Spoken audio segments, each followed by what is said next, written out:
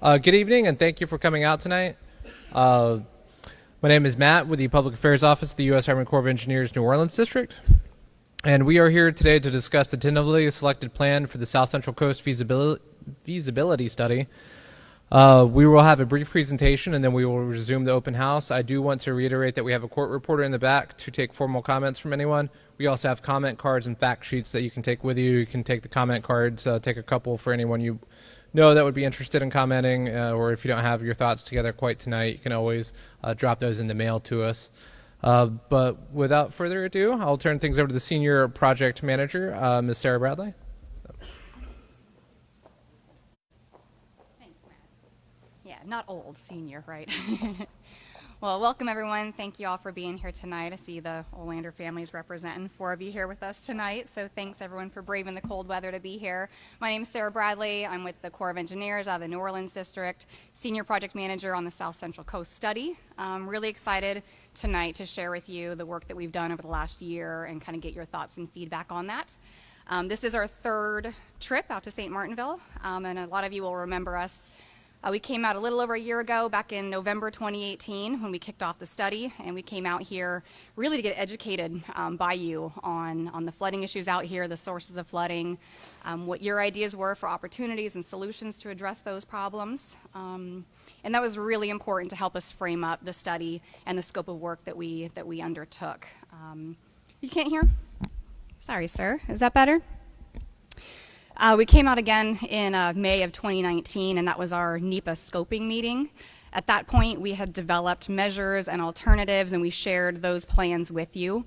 We were going through developing the cost estimates and the benefits, and that was an important time again for us to get your feedback on those preliminary plans. And so we're coming back to you tonight for the 3rd time. This is a really, really important meeting for us.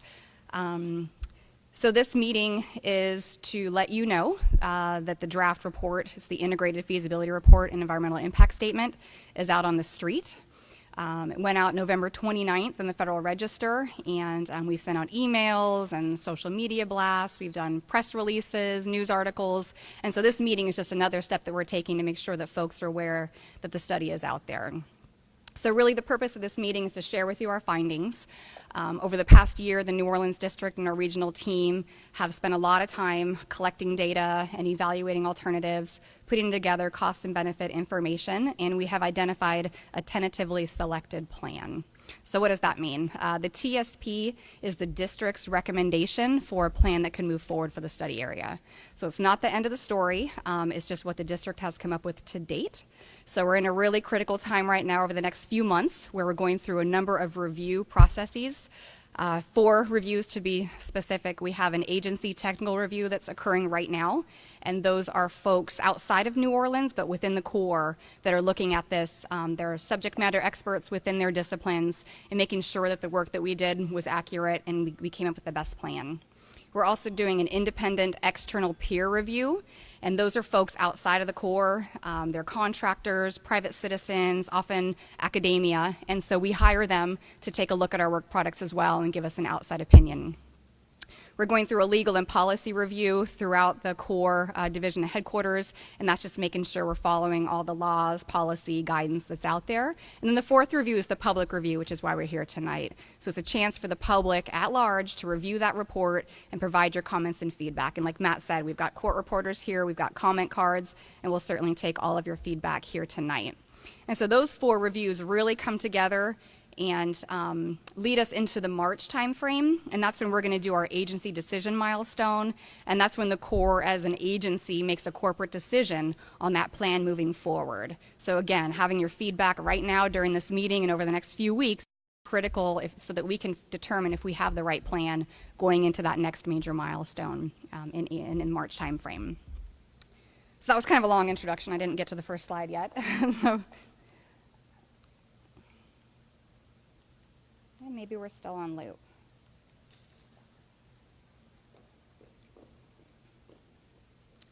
So I'm going to walk you through just the first few slides, and I'm going to turn it over to Carla Sparks. She's our senior plan formulator for the study, And she has really roped this team together and pulled us through this process. So I'm going to walk you through a little bit of the background of the study for context, and then she's going to finish up that contextual framework, walk you through some of the alternatives, introduce the tentatively selected plan, and then talk to you about the public comment period and how important your feedback is at this time. So the problem statement was identified very early on in the study. We really fleshed that out when we were here last November and talking with you. We've got the 3 study parish area that we're looking at, and of course it's risk and vulnerability to coastal storms that we're focusing on. As you all know, it's low elevation, flat terrain. We've got sea level rise, subsidence. This area is really in a delicate position moving into the future. And so the problem statement really tries to address that coastal storm risk reduction. We know shoreline erosion is an issue, loss of wetland habitat is a critical function that's being lost as well. And so that problem statement really scoped out the study and the types of measures and alternatives that we moved forward.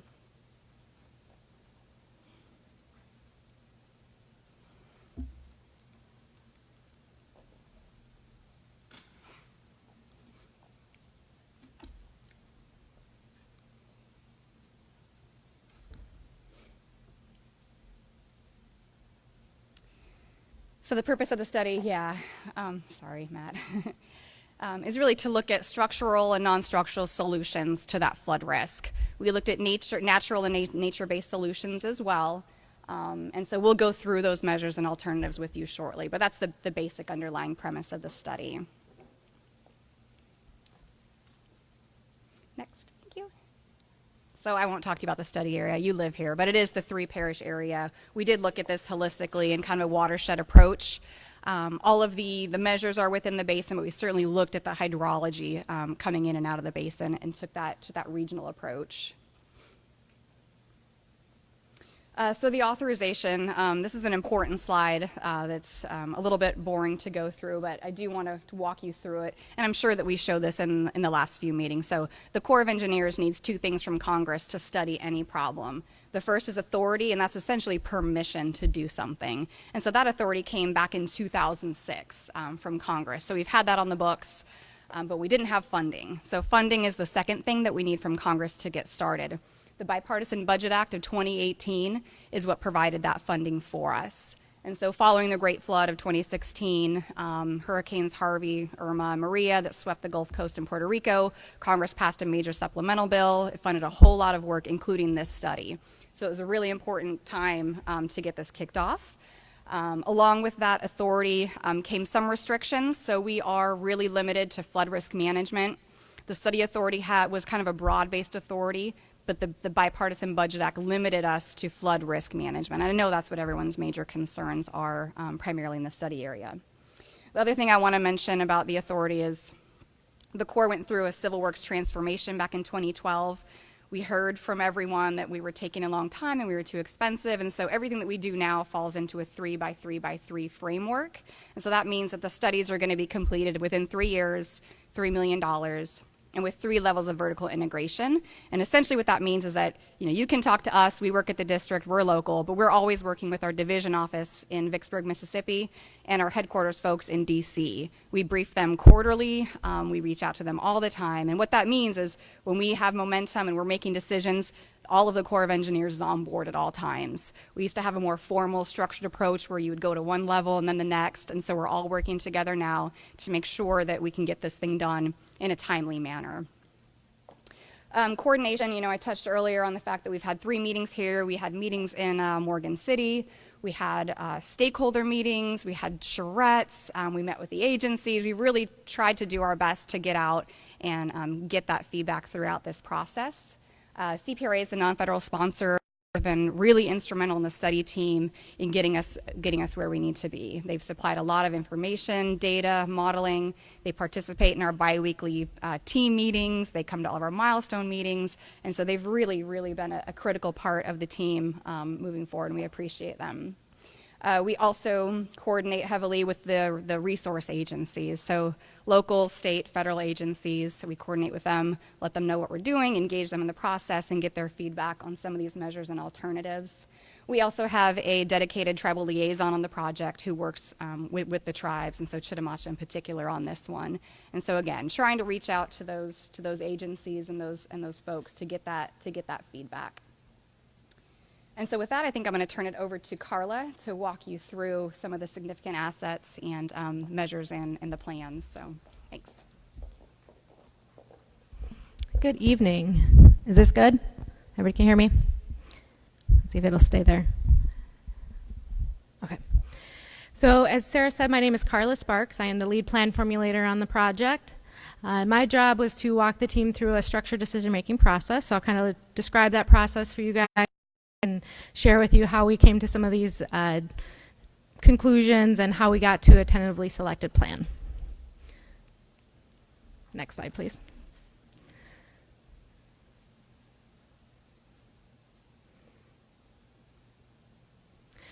So last November when we came out, one of the requirements, the first steps in the planning process is to describe the existing conditions within the project area. And your guys' all feedback during that November meeting and further feedback in our May timeframe allowed us to identify those existing conditions. Some of those existing conditions and those significant resources we have here listed here. We know that this area is important for energy infrastructure. There's multiple regional ports. There's commercial fishing and commercial seafood industry, as well as the carbon black plants. And additionally, there is primary agriculture is sugarcane. So that's things that you guys already know, but I just wanted to recognize your feedback in previous meetings that we did look at that, and part of describing this in the report is to describe this to those congressionals that are up in Washington and may not be familiar with this area, and so we're trying to build that context of why this area is so important to the nation and to the region. Next slide. Additionally, during those public meetings, we asked for your feedback on what opportunities were within the project area that related to the study authority. So specifically, what can we do within the study area to reduce those damages that we're seeing as a result of flooding or storm surge events. So enhancing that community resilience was something that we heard from you guys and something that we took into account as we were looking at these actions. Additionally, there was a real focus on the ecosystem benefits that are provided by marsh habitat and how that relates to kind of providing those natural protective barriers, flood barriers within the study area, so that we saw that as an opportunity. Additionally, there's always an opportunity to look at recreation and where that is compatible with our flood risk management projects, and that can include like walking trails and that kind of thing in key areas. And of course, and most importantly, public safety. So always looking at how can we reduce the risk to the public within a study area or within an impact area as a result of flooding. Thank you. So within the project area, as Sarah mentioned, we really did take a kind of a watershed assessment of the hydrology. So although the actions are limited to having to be within the 3 parishes, in terms of our evaluation, we did look at the bigger picture, the bigger hydraulic setting, with the South Central study area, we have 5 hydraulic basins within the study area. The Atchafalaya, the Terrebonne, the Vermilion, and the lower, I can't read that from here, the lower basin. And the primary ones are the Vermilion and Atchafalaya within the study area. So those are kind of the dominant hydraulic features or hydraulic watersheds within the project area, and the other ones are a little bit more ancillary. Additionally, a key component of the hydrology within the study area is the West Atchafalaya floodway. It covers that eastern side rather, and is part of the Mississippi Rivers and Tributaries Civil Works project. And so for those that are familiar with that area, there's levees, very large levees that align that entire floodway, and that was built off of a previous Corps study and congressional funding. So that is a key feature that we looked at throughout the study process. It's also an interesting feature in that it has a very unique return interval, flood frequency return interval. And by that I mean, because it's so large, when you talk about a 100-year flood or a 200-year flood, those descriptors don't really apply when you're talking about the West Atchafalaya floodway. In fact, the Corps and NOAA had to get together and come up with a new term to describe the flood frequency within the Atchafalaya Basin. And so my hydraulic engineers really kind of cringe when I break this up into like 100-year, 200-year, and use that terminology, because it's really not applicable to the Atchafalaya floodway, because the design is way higher than what would a normal 100-year flood be. So that the term that they use to describe the flood frequency within West Atchafalaya floodway is actually called the project design flood, and it's a very high design elevation. So we looked at that, the frequency and the damages that were from riverine flooding as opposed to storm surge flooding was one of the kind of critical pieces of threads that we were kind of pulling out as we were going through the structured decision-making process. So additionally within hydraulic considerations, we were looking at future without project conditions, and we are required to look at climate change and relative sea level rise. So within climate change, we look at a low, medium, and high scenario for sea level rise, and what we're projecting here is essentially that medium scenario, that intermediate scenario. And you can see the depths of water are drastically increasing, and one of the key features you can see is that Marsh Island is completely covered by water in the 2075 projection. So we anticipate a enhanced depth of flooding in our future without project condition. Next. On the eastern side of the project area, there is significant built environment. There are quite a bit of levees. On this side of the project area, there's clearly not. You guys know that. So we did look at these individual levees, and I'll talk a little bit more about measures as we get action items that we considered, but to provide context, we did look at potentially elevating these levees on the eastern side of the project to include the blue levees there, the Bayou or the Tesh Ridge, as well as the Bayou Salé. We looked at the levees west of Berwick, which are shown in that yellow, and then we also looked at elevating the existing levees around Morgan City area. So those levees, just for point of context, were originally put in and designed for riverine flooding as a result of the Atchafalaya Basin. So in general, they provide a approximate 100-year level of protection for riverine flooding. So they do not, although they do provide some storm surge protection, they are not to what we would consider the 100-year storm surge protection. So that's one of the reasons why we were looking at that elevation. So as part of the planning process, the first step is to identify your goals and objectives. So we have kind of a refined list of our objectives, but the first objectives that we had was to reduce risk to life safety from hurricanes and storm surge flooding within the project area. The second one was to reduce those economic damages as a result of hurricane and storm surge flooding, specifically to structures within the study area. And the third was to try to maintain the availability of Highway 90 for residents within the study area, because we know that's a key evacuation route during an event.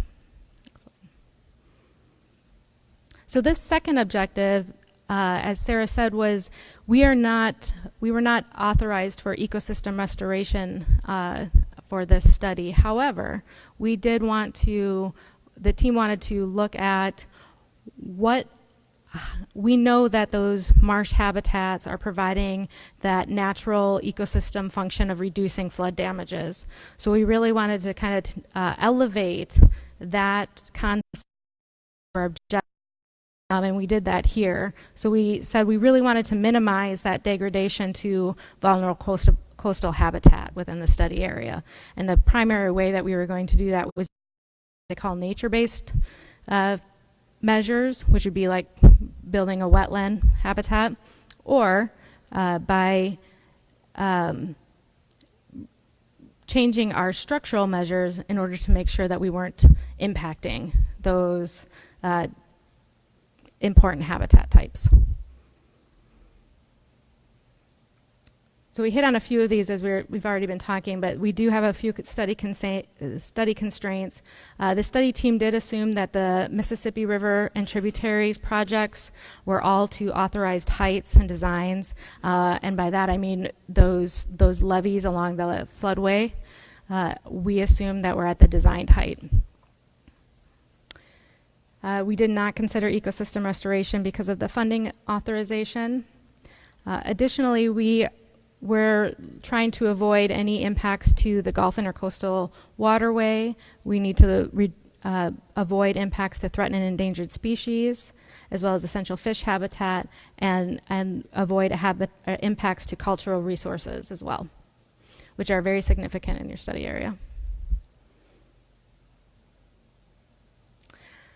So I won't spend too much time on this slide, but I did want to just kind of walk through the 6-step planning process that we use that makes up that structured decision making. And as we talked about the first couple already, you look at what are the problems and opportunities within your study area as your first step. Your second step then is what are the existing conditions within the study area, and if the Corps does nothing, what do we think the conditions will be at least 50 years out into the future? So that's step number 2. The third step is, all right, knowing that, what types of plans or measures can we take in order to change the parts of the future without project condition that we don't like? So that may be reducing those damages that we're seeing over the long term, 50-year project implementation. The fourth step then is to evaluate the effects of all of those alternative plans individually. Like how effective are each one of those alternatives? And then the fifth step is you compare the alternatives to one another, and the sixth step then is making that recommended plan. So the key message I wanted to say on this slide is the team's been very busy as we went through all these steps and actually went through them multiple times, what they call iterations, over the last year. And so they've been working very hard in order to present to you today the tentatively selected plan. So the meat of the presentation and my favorite part, what measures did we consider? So I'm going to break these up into kind of two key concepts. The first one I'm going to talk about is structural measures. So we looked at a variety of structural measures. To kind of sum them up quickly, we looked at construction of ring levees, and we had multiple alignments of those ring levees, mostly on the western side of the project area where there currently are no levees. Those levees you can see in the figure on the lower left, where we looked at a ring levee 1 that kind of captures the Delcom area. Ring levee 2 would expand into Port of Iberia area, and ring levee 3 it expands more eastward outside of that Port of Iberia.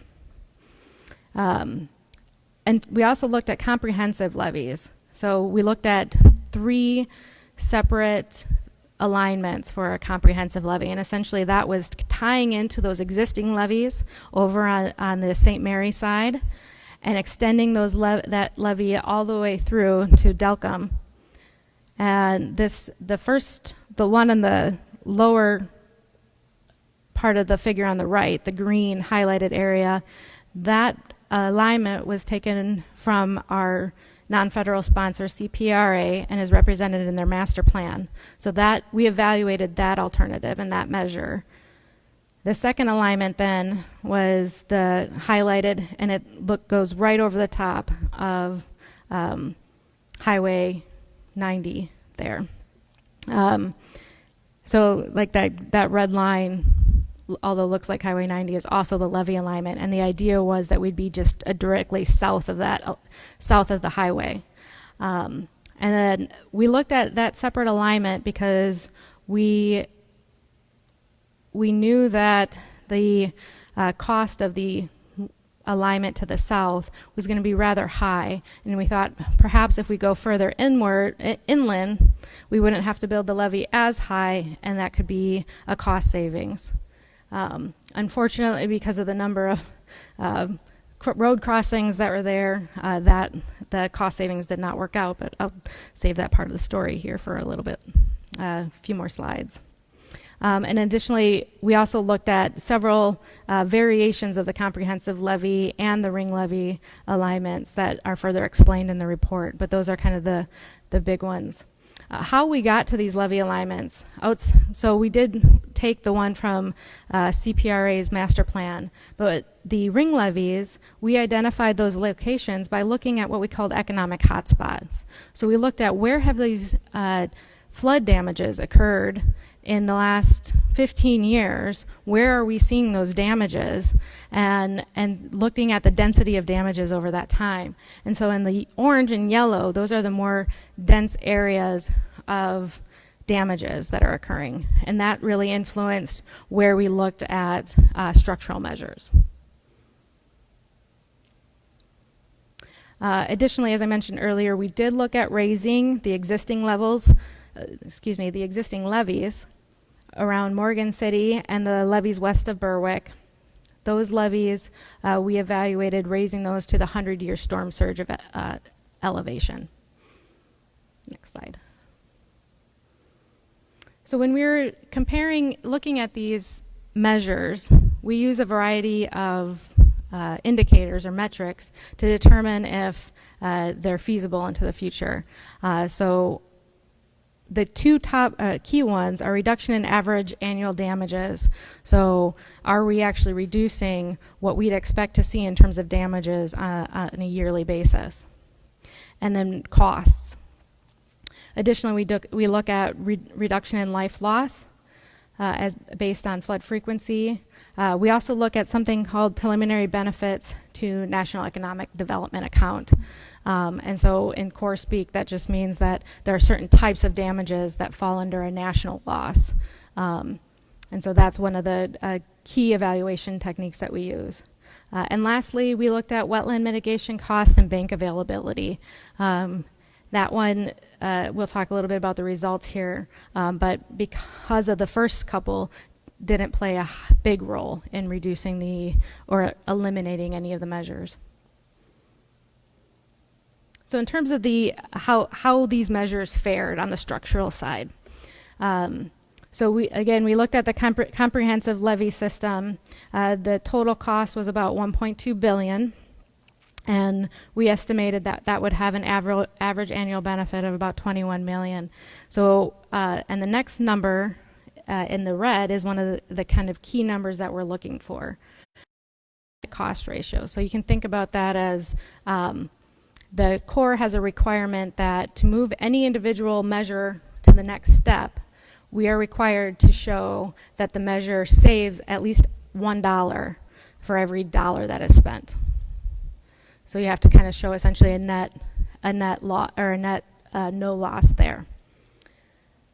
And that's typically shown in a ratio. So here, in order to carry these forward, they would have all had to be at a 1.0.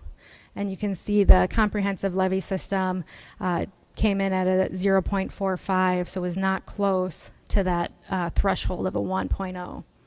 As well, same with the elevation of the levees, both the Morgan City and the levees west of Berwick did not come close to that 1.0. Morgan City levees did come a little bit closer. However, when we did this evaluation, we looked at what they call like a standard levee design heights, and the Morgan City area would require what a stricter levee design height.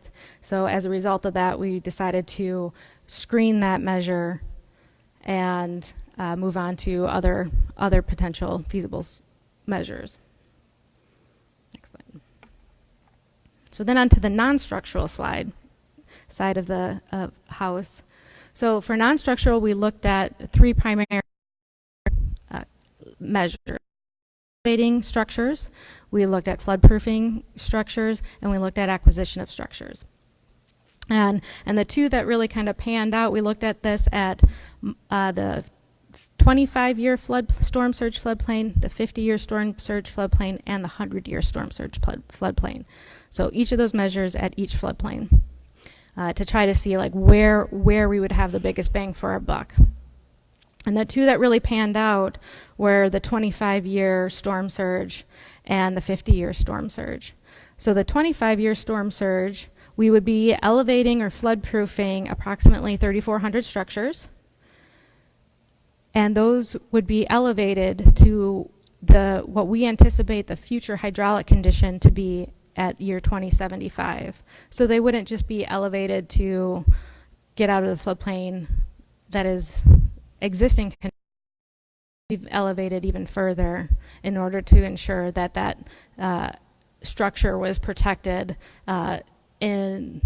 if we have climate change and if we have what we anticipate the impacts will be as a result of relative sea level rise. So then on the 50-year was also panned out in terms of benefit cost ratio. That floodproofing and elevation would occur on approximately 5,000 structures, and as same kind of ordeal, they would be elevated to that future condition expected at 2075.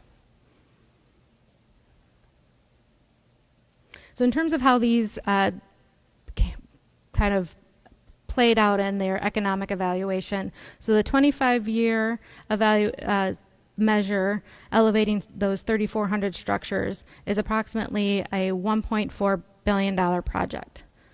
Right now we're anticipating that would be implemented over 20 years. Average annual benefits would essentially be approximately $74 million.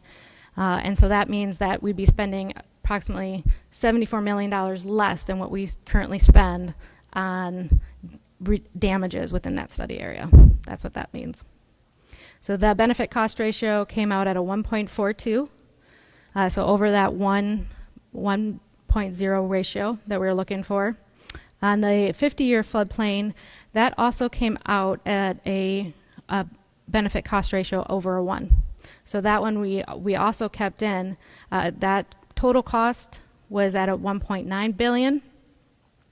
It had a slightly lower net benefits. You can see that over in the corner there at the 12.91, and so that was kind of our primary purpose for selecting the 25-year floodplain, was maximizing the net benefits over the life of the project. As I mentioned, we did look at the 100-year floodplain that had significantly more structures. It was approximately a $3.1 billion plan. Did not meet the benefit cost ratio, though, that we were looking for. Finally, the acquisitions and relocations. We only looked at that at the 25-year floodplain. That would be approximately a $3 billion project. Also did not meet the benefit cost ratio at this point.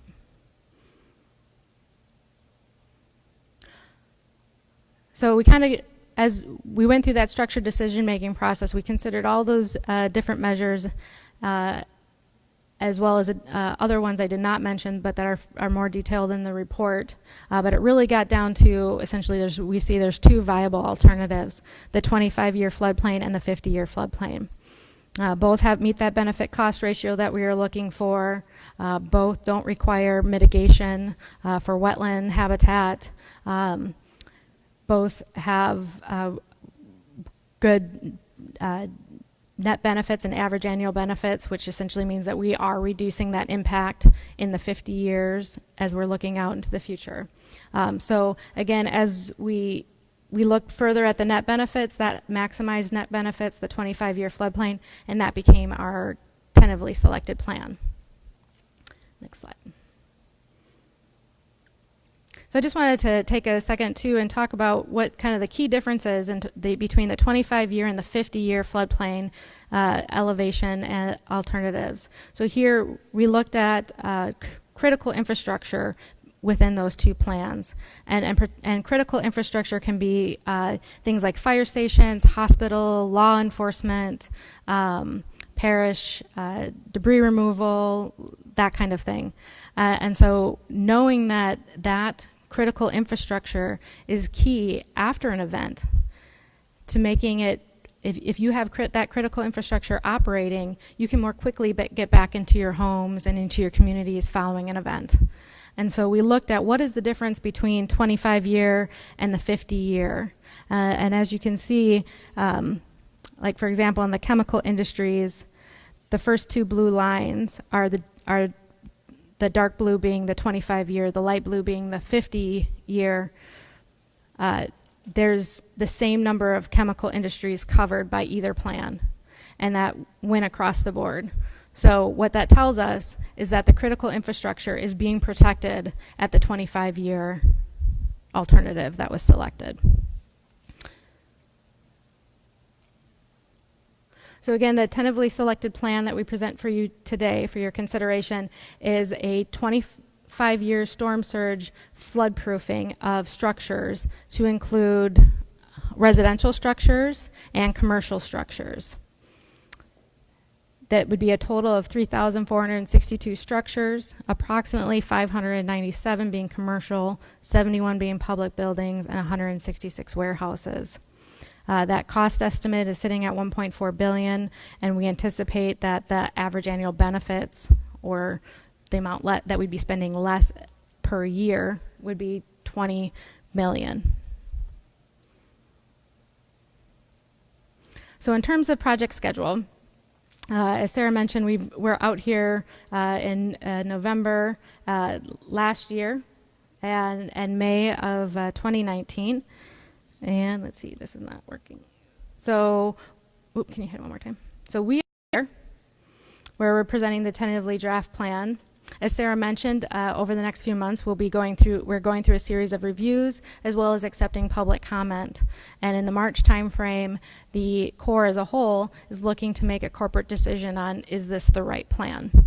And so that's really what we're looking to get your feedback here tonight. Once we make that agency corporate decision, we would move forward with finalizing the report. We anticipate that that report approval would not happen later than September 2021.